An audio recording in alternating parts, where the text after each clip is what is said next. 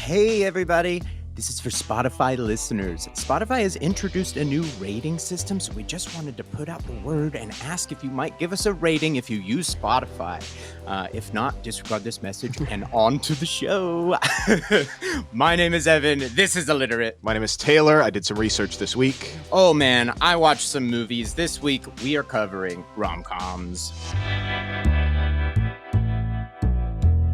We wanted to cover Marry Me, and we wanted to do that in conjunction with Valentine's Day, but the timing just did not work out. We didn't want to just let the whole concept go, so we thought, why not let's just go ahead and open it up as a look back on rom-coms as a genre, a look back on the peaks and valleys, the storied history of the genre. And so everything that's bringing us up to Marry Me. Kind of, yeah, the why this now of rom-coms, because it's been pronounced dead again and again and again. There's no heartbeat.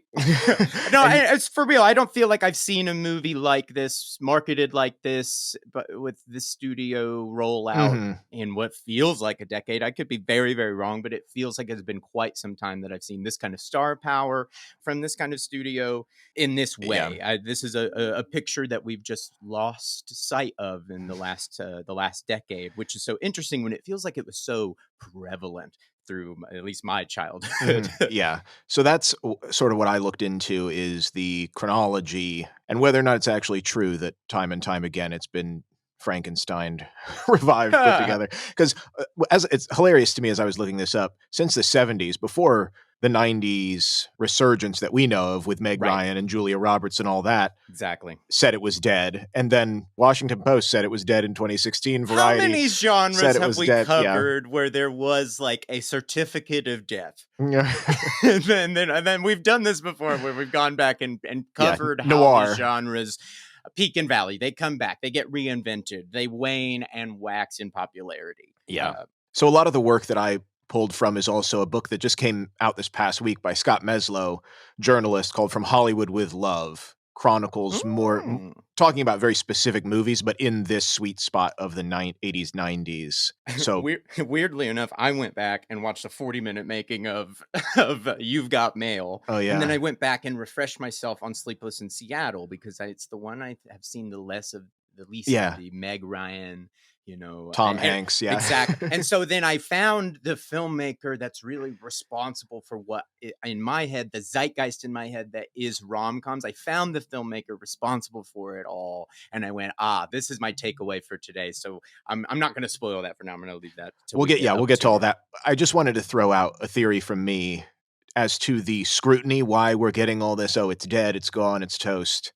There is a unofficial law named after this author called Sturgeon's Law.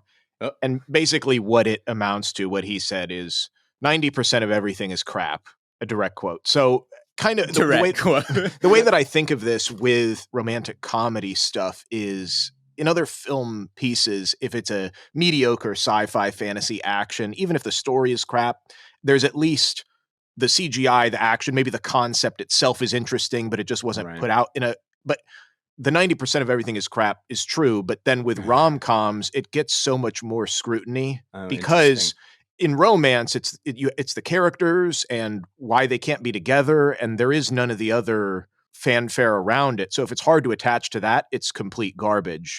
But you might be able to get away with that. It's like Green Lantern, the superhero movie, didn't completely destroy the idea of superhero movies being made. Right. So they didn't. That didn't happen and go like, oh, so superhero movies are not profitable. That very well did not happen in 2008. Right. So keep that in mind as we go through the ebbs and flows of this, and maybe why it has more. I hadn't even thought about this until I swear until Marry Me started getting advertised, and I went, "Oh man, I haven't seen something like this probably since like Valentine's Day or something, which is like 2011 or something." I mean, if it's not a decade old, it's about to be a decade old. So. I'm just interested in this idea of can J-Lo and Owen Wilson save the rom-com?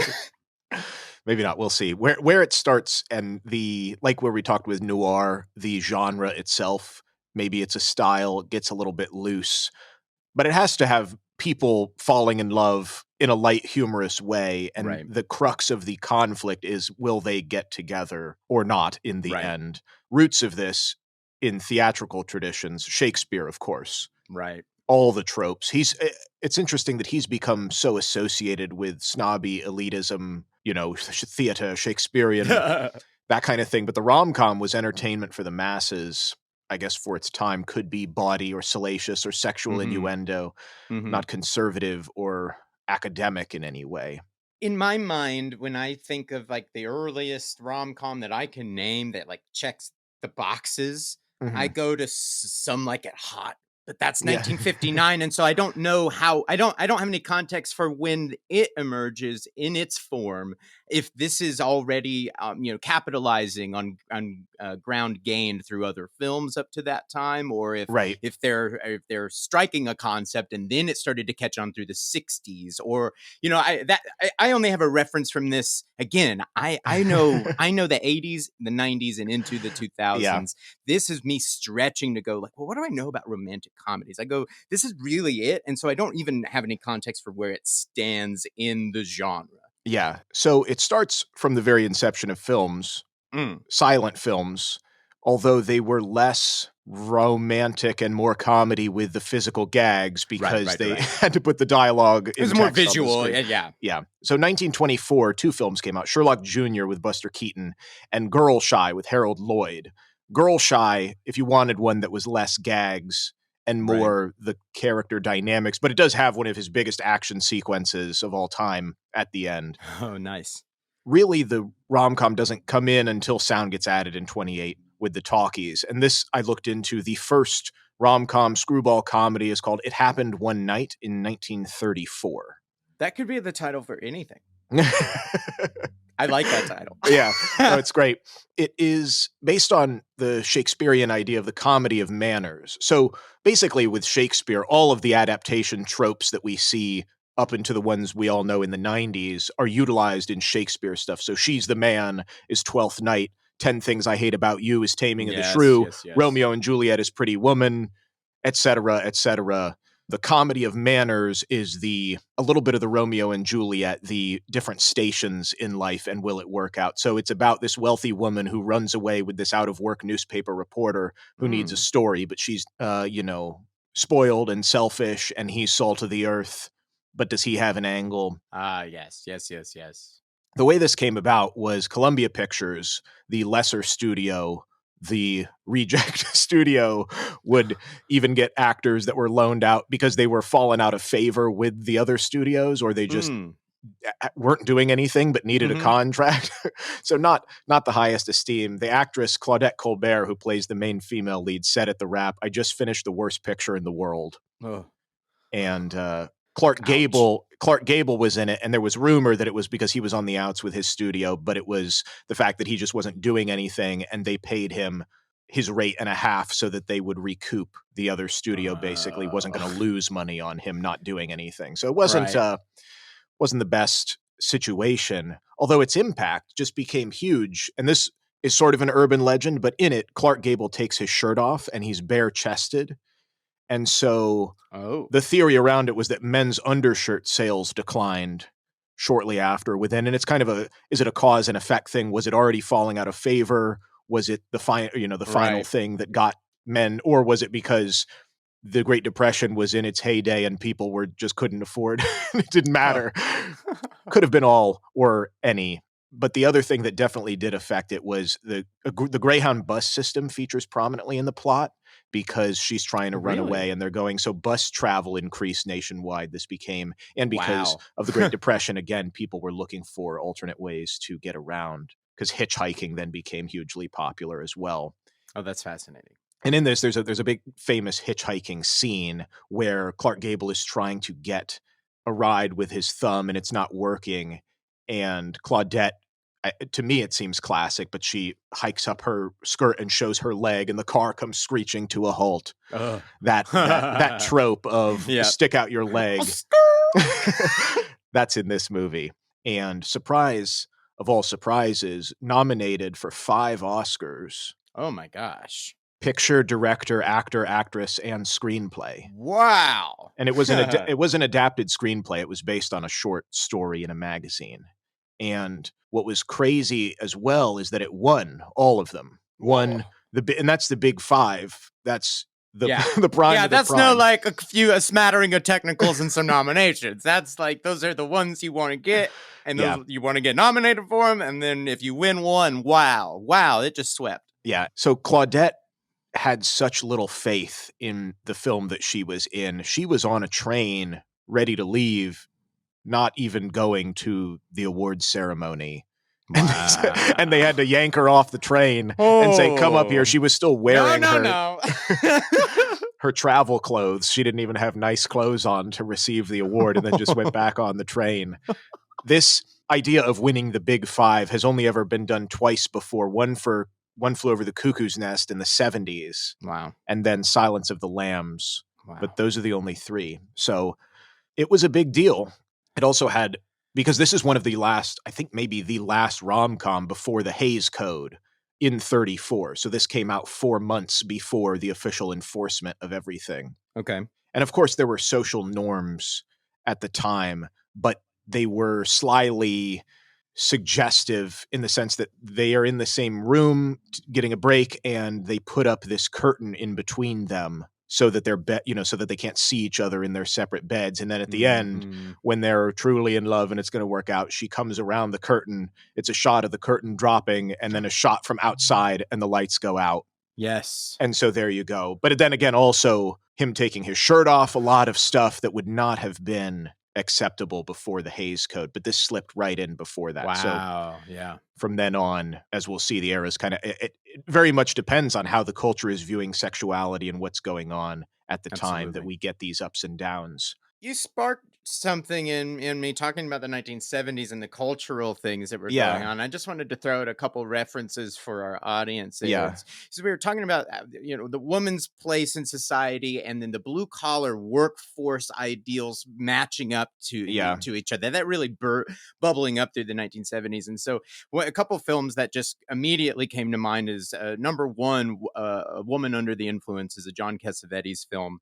Which is about exactly this: is her blue collar husband, and her she's the head of the household while he's off at work, but it's the daily life is just not working, and it's a modern contemporary breakdown of a dysfunctional American household, and then to match that with really the undertones of the unhappiness happening in the middle class. The film Blue Collar by Paul Schrader is a massive workforce union movie. Really? It's it's absolutely incredible. It stars Richard Pryor in probably one of his the dramatic role from Richard Pryor, and it's the screenwriter of Taxi Driver. So I just wanted to throw out a couple of those things as far as just a reference point for what was going on through the 70s. And so it's interesting that all those things bubbled up through Depression era. Exactly. And then even these things rear their head in all sorts of genres. But you just, some light bulbs just went off for me. Perfect. Yeah. So what follows this then with the Hays Code, but also people's interest in romantic comedy, this is the first also screwball comedy. So that's what this becomes, is this genre. The golden era of the screwball comedy is from 1934 to 1944. Right as sound, again, is also being added to film. So Bringing Up Baby comes 4 years later in 1938. The big piece of this being with screwball comedies, the female character is the protagonist and hero. She really drives the story, and it involves a lot of the bringing back almost from the silent film era, the visual gags, the pratfalls and comedy, and the allusions very subtly to sex and sexual tension that you couldn't explicitly say. So for our modern audience, Miss Congeniality from 2000 is probably a modern example, as close as you could get to an outright screwball comedy with romantic comedy aims. To tack onto my 1970s factoids bit on the screwball bit, another one that popped up is the Barbra Streisand Peter Bogdanovich film What's Up Doc. Absolutely hilarious film. Peter Bogdanovich actually just passed away, which we came into contact with him at school. But a fantastic movie. If you ever have the chance to see that, if you ever see that title anywhere, please go Yeah. out of your way to check it out because it is fantastic. And I think the tagline for that movie was "Screwball comedies, remember them?" Yes, it is. Yeah. That's exactly it. Yes. So that was probably the last one, but with the screwball comedy, then we're getting into that era from kind of the 50s to the 70s. This is what I would call the sexual realm. Earlier on in the 50s, it's about stability in marriage, but still the difference between men and women that are often now professional rivals in terms of the Mm. culture. Hmm. The Hays Code is giving way into the 60s. Playboy magazine came out in 53. There is a more of an openness to this. And then in the 60s into the 70s, there is way more overt. You can overtly show things and even Right. questioning love Right. and sexuality. For example, in 67, The Graduate, not really even, I don't know if some people would even consider that a romantic comedy, but it's like, who are we supposed to love? What is going on with partnering up? And on that note, Yeah, yeah. have you ever heard of the movie Rumor Has It? No, no. It's a 2000, I want to say 2002 film starring Jennifer Aniston, Uh-huh. which is an indirect sequel to The Graduate, Oh, purporting that The Graduate is about a real Pasadena family, and so this movie is about the real family and the daughter in the center of it realizing she might not be her dad's child. yeah. It's a So really fascinating concept directly linked to that movie. And you don't see very much like that, where it's like you're making an indirect sequel to a movie trying to pose as the basis of mhm. the film. Yeah. So that kind of cynical, questioning time period, along with the availability of expressing sexuality in different ways in film, brings up questions of could true love even exist at all? You know, the classic Right, 77 Annie Hall. Does it right, end well or not? These right. all of these things then. So this is where we get to where we know now as the heyday, Mm. the 80s into the 90s. The neo-traditional is how some people describe it, romantic comedy. Yeah. Neo-traditional. So Okay, okay. think about our original screwball comedy. So it's the space and time we're in terms of film is a lot of experimentation, which also is a good breeding ground because we have Tarantino, Paul Thomas Anderson, the Coen brothers. They're interested Right, in genre variety. right. When Harry Met Sally, most people would say is the start of this neo-traditional movement in 1989. This Yes. is Nora Ephron, who you're talking about at the beginning, who This did was the all of it. name I'd Yeah. really discovered the body of work I've always loved and didn't know, and Yeah. I do this often. When I get interested when we do this show, I realize, oh, I love all of this work, and I realize it's all from really one person. And so that's what emerged for me going back and looking that she's responsible for what I really imagine when I say romantic comedy. She's responsible for the zeitgeist in my head about what Mhm. that really is. I mean, Yeah. she Sleepless in Seattle, When Harry Met Sally, You've Got Mail. I mean, Yeah. Yeah. Writing and then directing for a few of them as well. She is the nominated for 3 Academy Mhm. Awards. I mean, it's a shame she didn't win one, but I mean, Yeah. she's really the gusto of Mhm. the energy that I was acquainted with, coming online as a human. Yeah. She was originally journalist. She had written a book in the early 80s, a fictional account of one of her relationships.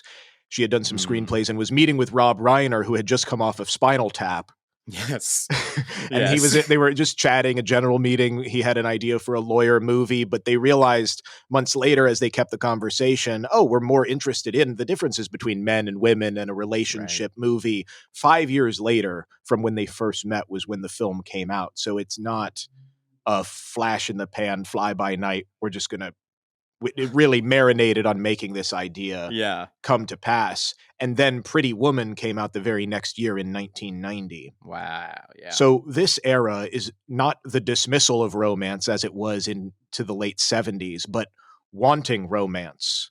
Yes. And it's very deconstructive in the fact that there's a lot of references to over the top romantic films and tropes, kind of like Scream in a way, like we talked about. Yes. There's a lot of movies. I think Sleepless in Seattle, they reference another romantic comedy, which I was not familiar with. But in general, people are versed in this. So, Yes, in both You've Got Mail and Sleepless in Seattle, and I would even venture to say When Harry Met Sally. yeah.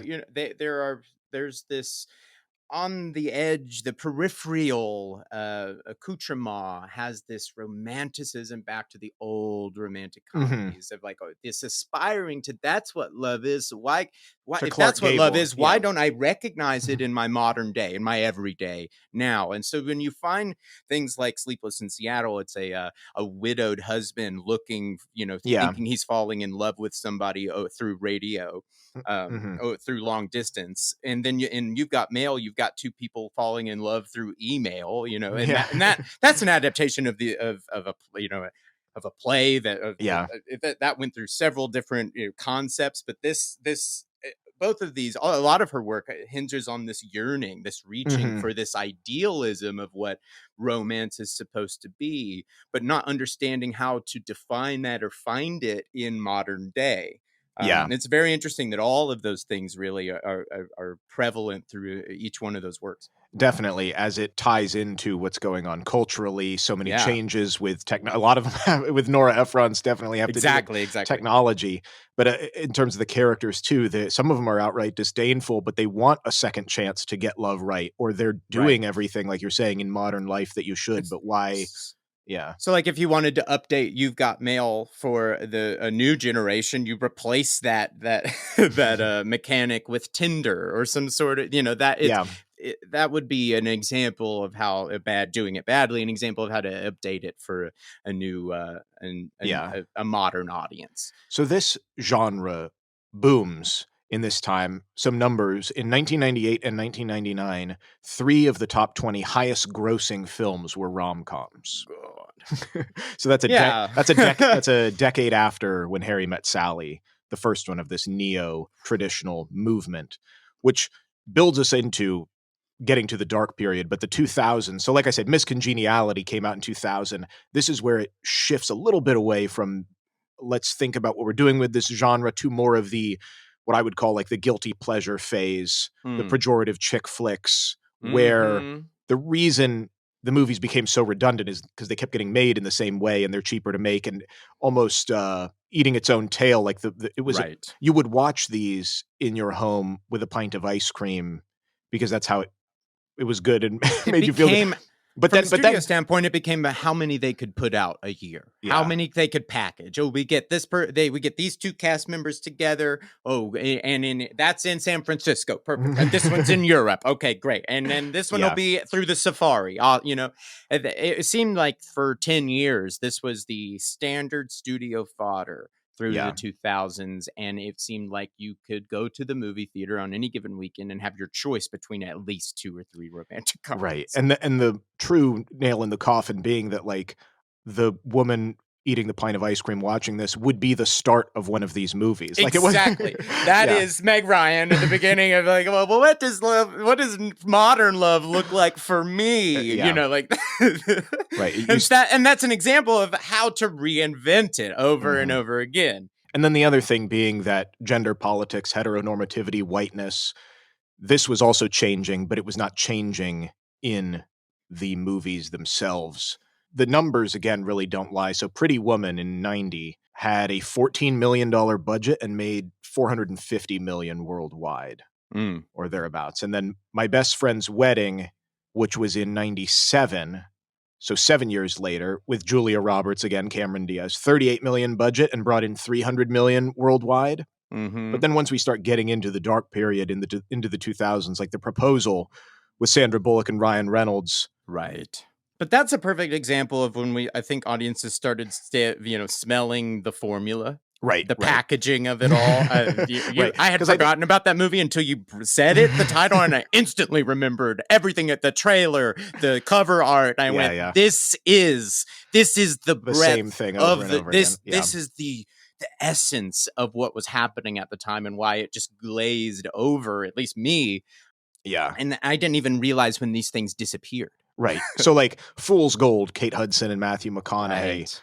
only 111 million on a 70 million budget. So the budgets are getting higher Oh, yeah. and they're close to not breaking even. So Gosh. this is what we're talking about with then it just becomes movies about casual relationships, but it's not specific enough like Right. these other things, these other ideas. So I kind of tracked a couple reasons that I would say that it declined.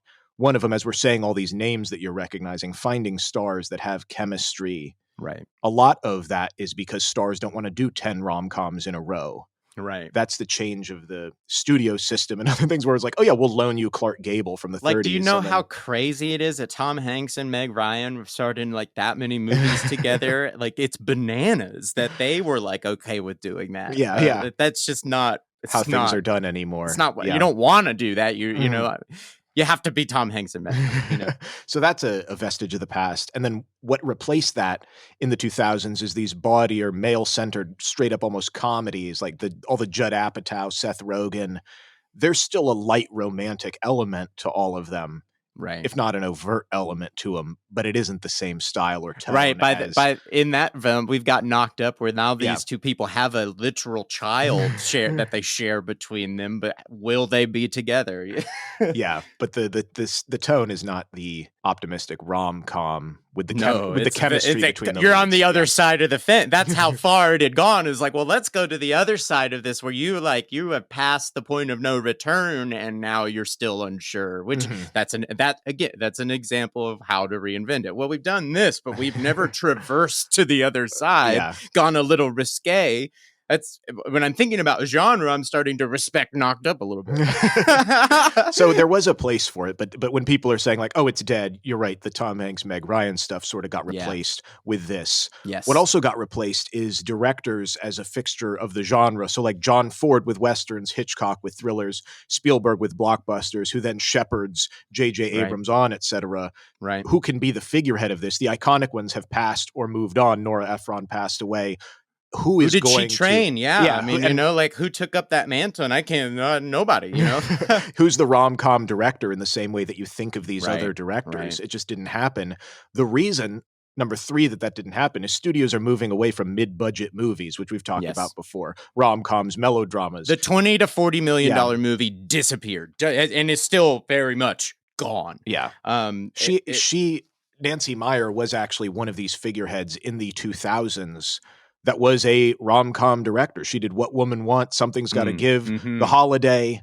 She went on hiatus from the genre entirely. She almost had a 2-decade perfect track record of profit, and they just still would not fund her mid-budget rom-coms. What in the world? So the numbers on that, 7% of ticket sales in the mid-2000s were to rom-coms, which is pretty small still, but it was less than 1% in 2015, almost a decade later.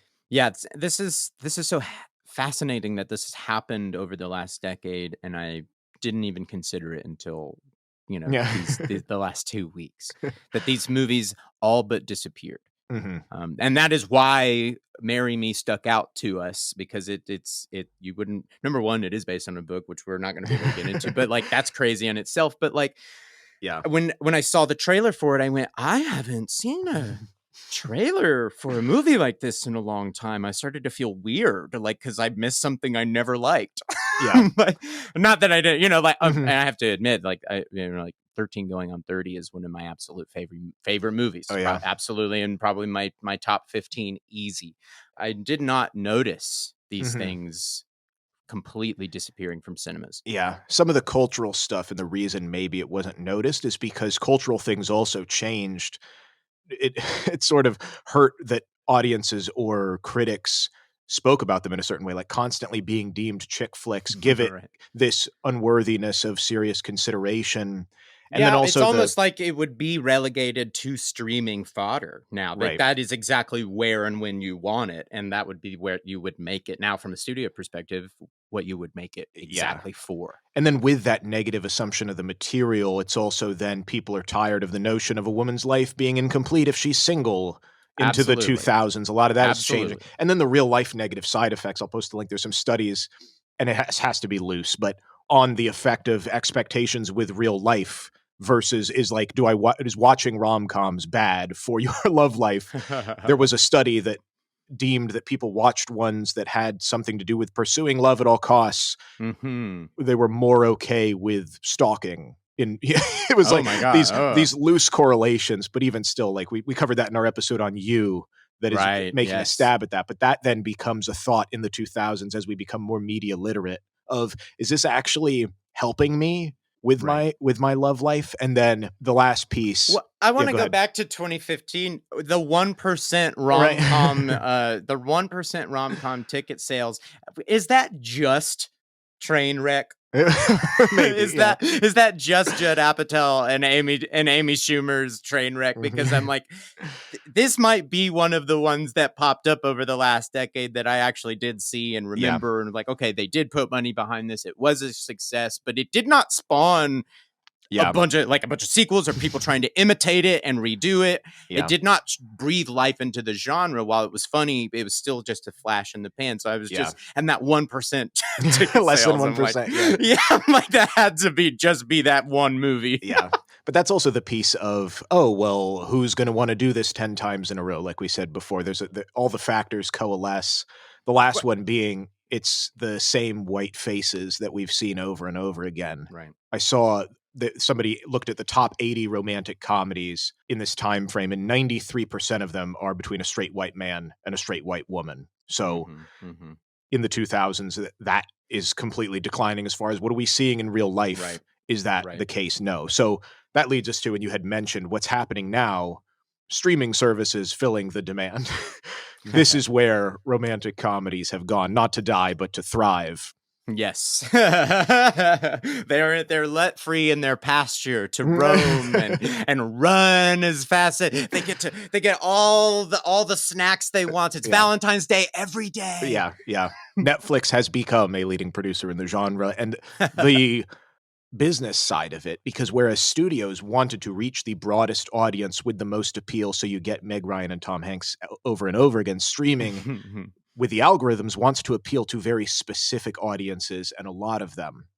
So this is where you're getting, I mean, still it follows Sturgeon's law, where most of them follow the same tropes and Right. structure, and they're mediocre and just filler, but maybe they're more diverse, or they're focusing on the teen demographic, a la Kissing Booth, who hasn't even. Interesting casting, Yeah, all the boys I loved yeah, before, all yeah, that kind of thing. Being able to put it in a little bit of different place, being a yeah. very specific, which I'm always please be specific.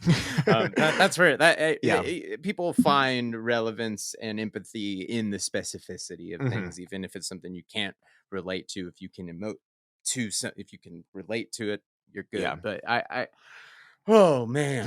Well, the last piece with this, with streaming, is the format itself. So you're talking about, oh, I haven't seen a trailer for this, like Marry Me. And it's because a lot of it has come down to TV series.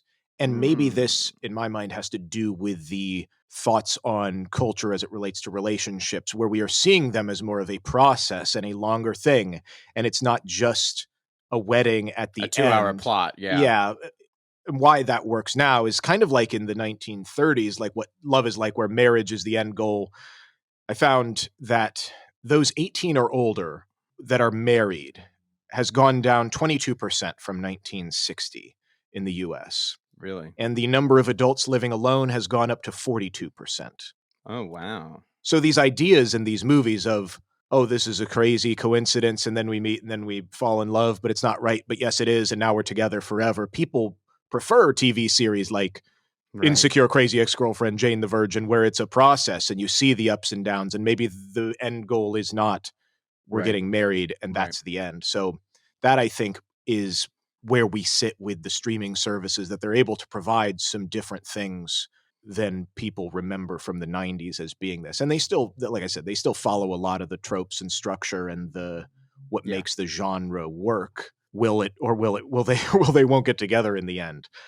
There was a 2015 independent romantic comedy that I want to throw out there as just a Uh-huh. recommendation, a film I really adore. It's called People, Places, Things. It stars Jermaine Clement from Flight of the Conchords and Regina Hall, who's a big star, one of my favorite actresses. Uh-huh. From the Scary Movie franchise. So she's a black actress. He is a New Zealand actor, and it is about him being a graphic novelist and a teacher, balancing parenting his twin daughters in the middle of a divorce and beginning to see a new woman. Mhm. And in terms of just different perspectives to put this in different types of casting, trying to get some more positivity, but on the other side of the, it's not burgeoning love. It is, how can I start again after, in a very specific, very modern, beautiful way. So I just wanted to throw that out as a personal we don't do things on things that just I like. Right.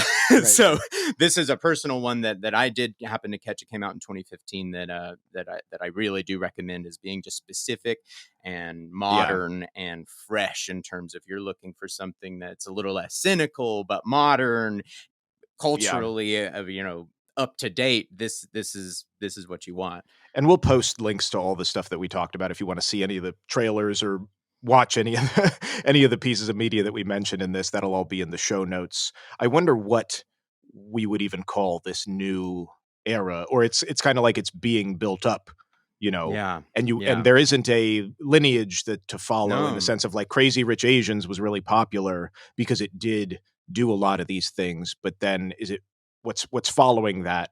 The director goes on to do something else. It doesn't. We're missing that person. We're missing the Nora Ephron, the shepherder of the genre. And I think that before too long, you will see somebody emerge in the space that has something new to say that's unlike where the genre has been before, that will have a new statement to say, this is where we can go with it. And I think as soon as that vision is brought with one or two movies, people will get on board. And I think that's what I foresee that happening within the next decade, is you'll see another Nora Ephron emerge with a updated modern look on what a romantic comedy formula could really be. Yeah.